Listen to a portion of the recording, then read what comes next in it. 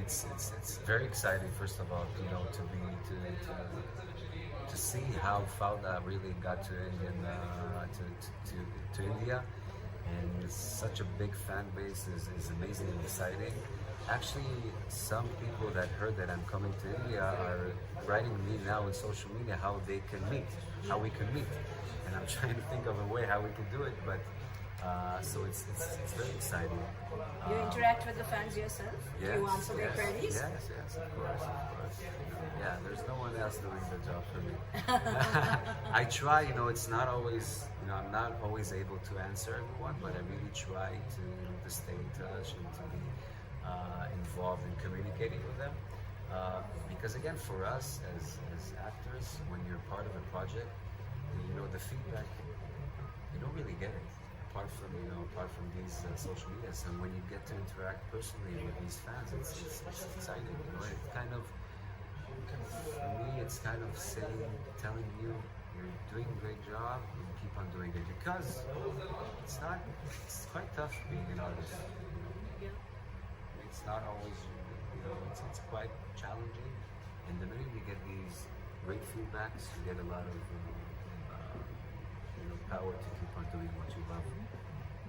When you were shooting Fauda, I remember the first initial seasons, there was a conflict raging right there. New violence had broken out, and you were probably shooting in between that. How did it change as an actor? But beyond being an actor, as a person, how did it change your perspective on the conflict? I don't think my perspective has ever changed concerning the conflict, because I've been living my life with the same values since I was a kid.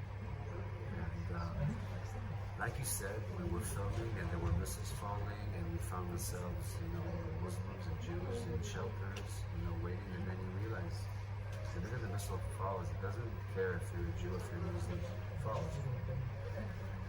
And I feel very fortunate to be able to be an actor or to be a musician, because it goes beyond any politics. And we could, have a great argument. We could discuss. We don't have to think the same. And we have, sometimes you can find yourself with a Muslim actor and you talk. But the minute you have respect, the minute you talk to each other on the same level, I believe that, these things could be solved. And again, we're fortunate to be artists and to be creating together.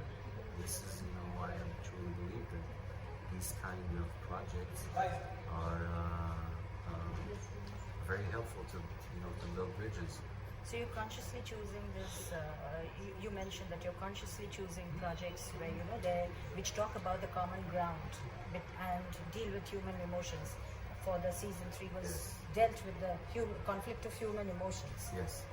How much is bad? How much is what is right? What is wrong? You're in that moral debate. I'm consciously choosing to be optimistic, because I think also it's a choice. We could choose whether to be pessimistic or optimistic, and I believe that being a pessimistic is easier. It's quite easy to say, no, we don't want to talk, and you're like this. Optimistic is quite challenging, and we love challenges. So this is your first trip to India? It is, and I'm very excited about it. And so you haven't seen anything of India? Not yet, just the hotel, the road to here. But what do you look forward to in India? First of all, I wish I had more time to travel also, just the sightseeing. I know you have a beautiful country, great landscape. I don't think I'll be fortunate enough to have this, but I do know that it's going to be quite a trip for a lot of meetings, meeting people from You're working in an Israeli-Indian co-production also, you're told? Yes. So you're going to Bombay? Yes, going to Bombay. Hopefully meeting as many people from the industry and actors also. And, first of all, trying to understand how it works here. It's very important. And then to find a way to take this friendship that exists between India and Israel and create together. Yes. And what about the things that you look forward to in India? What is your impression of India from afar? You haven't traveled. From 4 or 5 hours that I've been here, I love it. So food and music, what are your anything You know, that even the food on the plane was the Indian food, and I love it. It was tasty. So you know, food I know. As I know a bit of the history, and I said specifically, there was a part that I invested. I read a lot about Gandhi and okay. So you tell us about Gandhi. How did Gandhi inspire you and shape you as a person? Obviously, you know, his way of thinking. And what I remember especially is that, if I'm not mistaken, that point that he said um, you should always decide your actions depending on if it could influence someone really far away from you.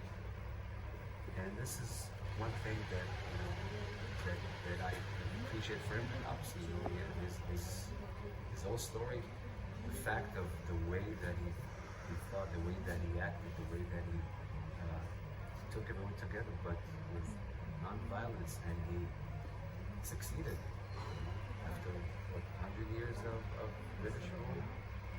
So it's inspiring. It's an inspiring story, inspiring leader. And as a musician, what are your influences from India? Have you heard Indian music? Have you been listening to it?